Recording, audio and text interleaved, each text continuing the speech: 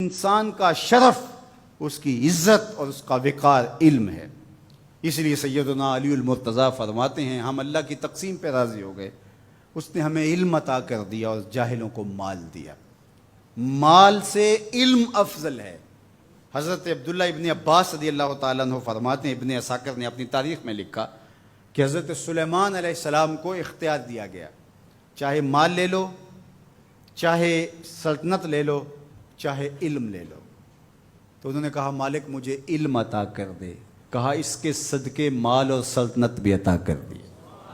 یہ علم کے پیچھے پیچھے چل کے آئیں گے۔ تو علم بنیاد ہے، علم شرف ہے انسانیت کا، علم وجہ عزت ہے۔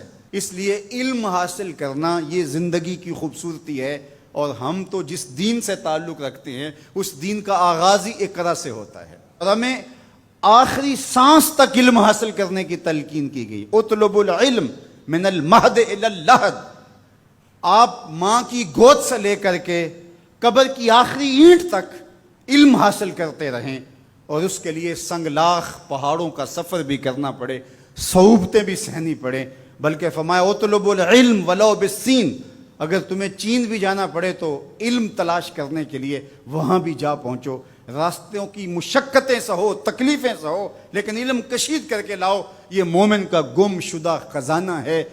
اگر کسی شخص کو ڈاکٹر یہ بتا دیں کہ تیری طبی صورتحال یہ بتا رہی ہے کہ تیرے پاس زندگی کی چند سانسیں باقی ہیں، آج ڈاکٹر کہہ دیتے ہیں کہ اس کی مریض کی خدمت کر لو، کینسر اس سٹیج پہ پہنچ گیا کہ اب بچنے کی کوئی امید باقی نہیں رہی، مریض کو بھی بتا دیا جاتا ہے کہ اب اللہ اللہ کر لو، رب کو راضی کر لو، اب زندگی بس مہمان ہے، چراغ سحر ہے، بجھا جا رہا ہوں، یہ معاملہ ہے تمہارا، تو اب بس اپنی آخرت کی فکر کرو۔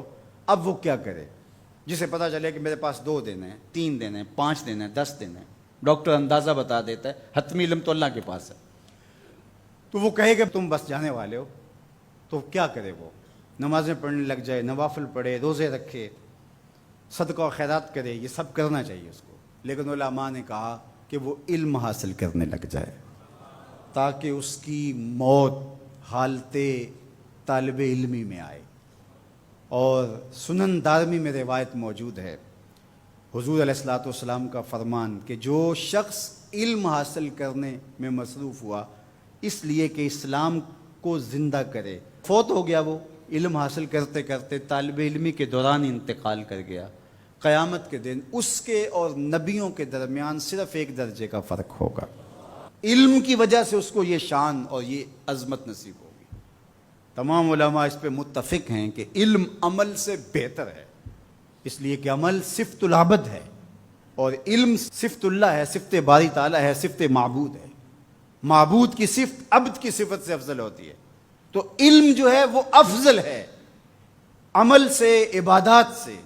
بلکہ ارشاد فرمایا جب حضور علیہ السلام سے 2 اشخاص کا ذکر ہوا، ایک عابد ہے، تہجد گزار ہے، شب زندہ دار ہے، صائم النہار ہے، قائم اللیل ہے، بہت عبادتیں کرتا ہے، اور دوسرا بس فرض پڑھتا ہے اور کتاب کھول کے بیٹھ جاتا ہے، نشر علم کے لیے لگ جاتا ہے، جو بھی ذرائع ہیں اس دور کے اس کے مطابق وہ علم بانٹنے لگ جاتا ہے۔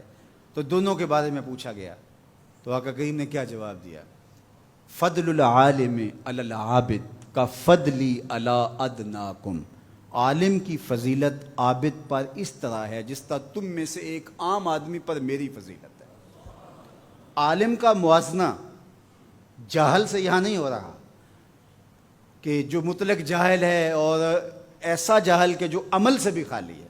عالم کا مقابلہ یہاں بدکار سے نہیں ہو رہا، عالم کا مقابلہ یہاں کافر سے نہیں ہو رہا، تہجد گزار سے، شب زندہ دار سے اس کا موازنہ ہو رہا ہے، اور یہ رات کو سویا رہتا ہے لیکن دن کو نشر علم کرتا ہے، اور دوسرا راتوں کو بھی جاگتا ہے، دن کو بھی روزے رکھتا ہے، عبادات، ذکر، اذکار، تسبیح و تحلیل، زندگی کا معمول خوبصورت، صحیح معنی میں عابد ہے، زاہد ہے، تہجد گزار ہے۔ اتنا فرق ہے، ایک روایت میں یہ ہے جس طرح 14ویں رات کے چمکتے ہوئے چاند کی فضیلت ستاروں پہ ہوتی ہے، اور جتنا یہ فرق ہے اس طرح عابدوں پر عالم کی فضیلت ہے۔